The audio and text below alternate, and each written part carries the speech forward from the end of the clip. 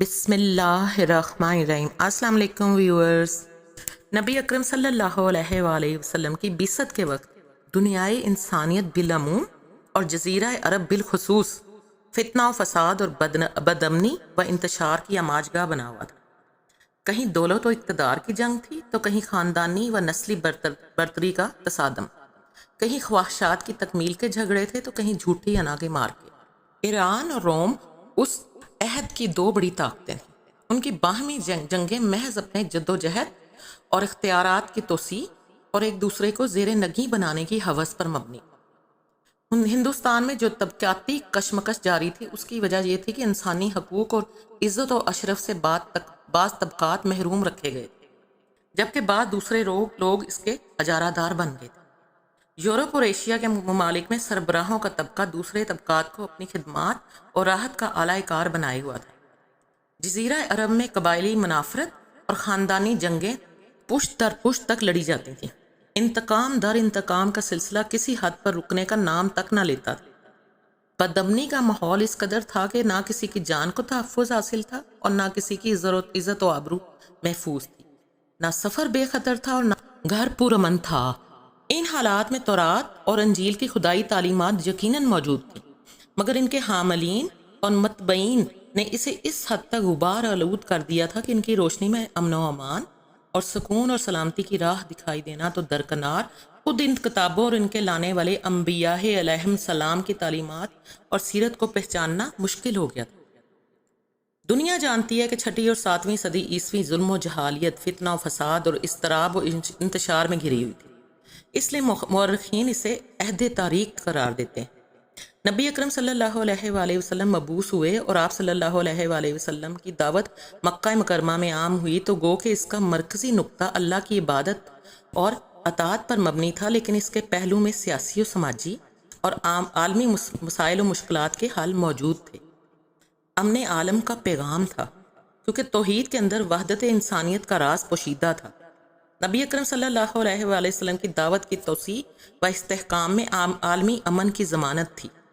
چنانچہ اسلام کا حلقہ اثر جیسے جیسے بڑھتا گیا، بدامنی، فساد اور جنگ و جدال کے اثرات محدود اور مختصر ہوتے چلے گئے، یہاں تک کہ اسلام اور مسلمانوں کے اوپر ظلمت پسند کافروں نے جتنی جنگیں مسلط کیں، ان سب میں انہی کو ہزیمت اور شکست کا سامنا کرنا پڑا، اور جنگ امن پسند مسلمانوں کے حوصلے بلند کرتی چلی گئی۔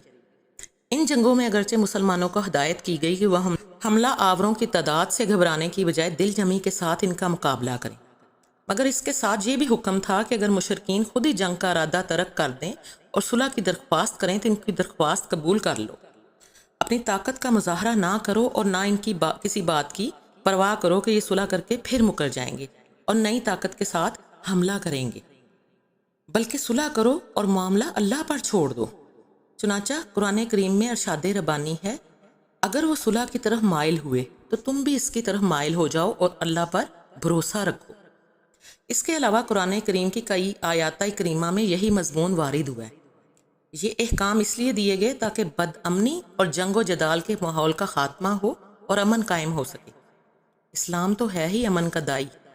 قیام امن کے لیے اگر مفسد طاقتوں کا مقابلہ ناگزیر ہو جائے اور طاقت کے استعمال کے بغیر چارہ نہ ہو تو جنگ سے گھبرانا نہیں چاہیے، لیکن اگر جنگ کے بغیر امن قائم ہو سکتا ہے تو جنگ کو نہیں چھیڑنا چاہیے، کیونکہ رسول اکرم صلی اللہ علیہ وآلہ وسلم کا مشن پرامن خدا پرستی کا ماحول پیدا کرنا ہے اور انسانیت کو انسانوں کی زیادتیوں سے نجات دلانا ہے۔ عہد نبی میں جتنی جنگیں لڑی گئیں وہ انتہائی مجبوری اور ناگزیر حالات میں لڑی گئیں۔ ان کے پھیلاؤ کو روکا گیا، انسانی جان و مال کو کم سے کم نقصان پہنچایا گیا۔ اگر نبی اکرم صلی اللہ علیہ وآلہ وسلم کی زیر قیادت لڑی جانے والی جنگوں کے مقتولین کے اعداد و شمار کو جمع کیا جائے اور دنیا کی دوسری تاریخی جنگوں کے اعداد و شمار سے ان کا موازنہ کیا جائے تو یہ حیرت انگیز انکشاف ہوگا کہ پہلی جنگ عظیم میں تقریباً 50 لاکھ انسان مارے گئے، دوسری جنگ عظیم میں تقریباً 5 کروڑ انسانوں کا قتل عام ہوا، جبکہ عہد نبی صلی اللہ علیہ وآلہ وسلم کی تمام جنگوں کے مقتولین و شہداء کی تعداد صرف 1000 سے کچھ زائد ہے۔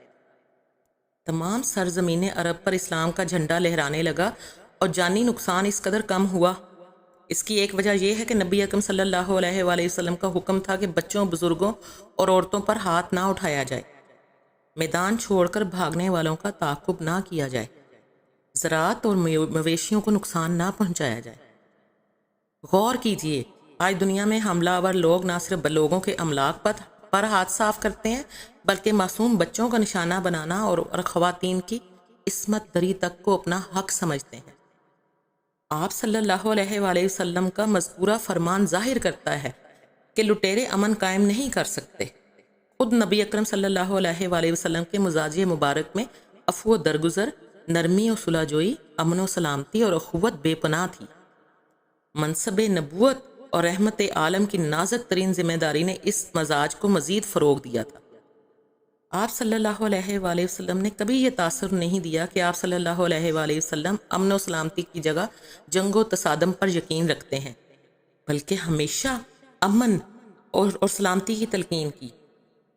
حتیٰ کہ طلوع نبوت کے بعد کفار و مشرکین نے امن و سلامتی پر مبنی اسلامی دعوت کو اپنے مشرکانہ مذہب، ظالمانہ سماج اور مفسدانہ نظام زندگی کے خلاف ایک چیلنج سمجھا اور اس کی مخالفت پر کمر بستہ ہو گئے۔ پیغمبر اسلام حضرت محمد صلی اللہ علیہ وآلہ وسلم کو خوب ستایا، آپ صلی اللہ علیہ وآلہ وسلم کے قتل کا منصوبہ بنایا، آپ صلی اللہ علیہ وآلہ وسلم کے ساتھیوں پر ظلم کا بازار قائم کیا، ہر طرف دہشت گردی کا ماحول برپا کر دیا۔ جہاں کوئی شخص کفر سے توبہ کر کے کلمہ حق کا اظہار کرتا، دشنام ترازیوں اور ایذا رسانیوں کے خارداروں میں دھکیل دیا جاتا۔ تشدد کا ایک ایسا ماحول بنا دیا گیا تھا کہ اسے سن کر دل دہل جاتا ہے۔ ایسے زمانے میں جبکہ آدمی اپنے گھر میں ڈاکہ زنی کے خوف سے لرزہ براندام رہتا ہو اور تنہا سفر کرنے کو ہلاکت کا ذریعہ سمجھتا ہو، دنیا نے دیکھا کہ صرف 30 سالوں میں یہ پیشین گوئی حرف بحرف پوری ہوئی۔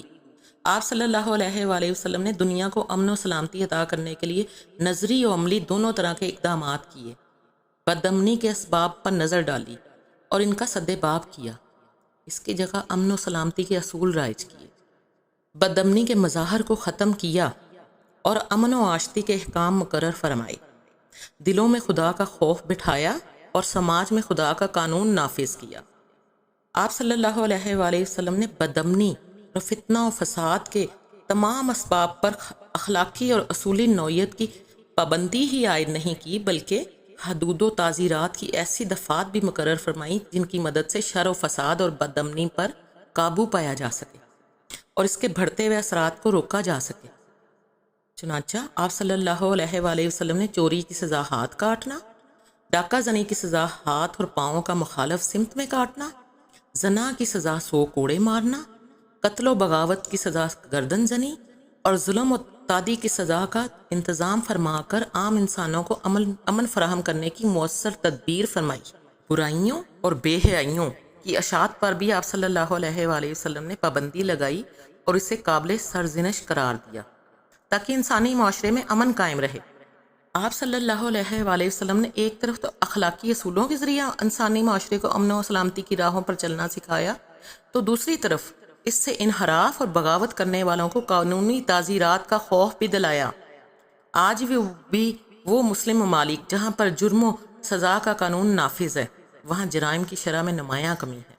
آج بھی معاشرے میں امن قائم ہو سکتا ہے بشرطے کہ تعلیمات نبوی صلی اللہ علیہ وآلہ وسلم کو اس کی صحیح روح کے ساتھ صحیح تناظر میں نافذ کیا جائے، قانون کی حکمرانی کے ساتھ اخلاقی اصولوں کی اشاعت کی جائے اور تعزیرات کے ساتھ خوف خدا کو دل میں بٹھایا جائے۔ یہی وہ طریقے ہیں جن کو اپنا کر ہم معاشرے میں امن قائم کر سکتے ہیں۔ ویڈیو کا اختتام میں اس بات پر کروں گی کہ نسل در نسل اذیتوں کو ٹرانسفر نہ کریں۔ ہر کندھے میں اتنی سخت نہیں ہوتی کہ وہ اتنی نیگیٹیوٹی برداشت کر سکے۔ ضروری نہیں ہونا چاہیے جو ماں نے تکلیفیں سہی ہوں وہ بچے بھی برداشت کریں۔ جنریشنل ٹراما ختم کرنے کے لیے کسی ایک کو تو پہل کرنا ہی ہوگی تاکہ یہ دنیا رہنے کے لائق جگہ بن سکے۔ ویڈیو پسند آئی ہو تو اسے لائک کر دیجیے گا، میرے چینل کو سبسکرائب کر دیجیے گا، اپنا اور اپنے گرد و نواح کے لوگوں کا بہت خیال رکھیے گا۔ جزاک اللہ، اللہ حافظ۔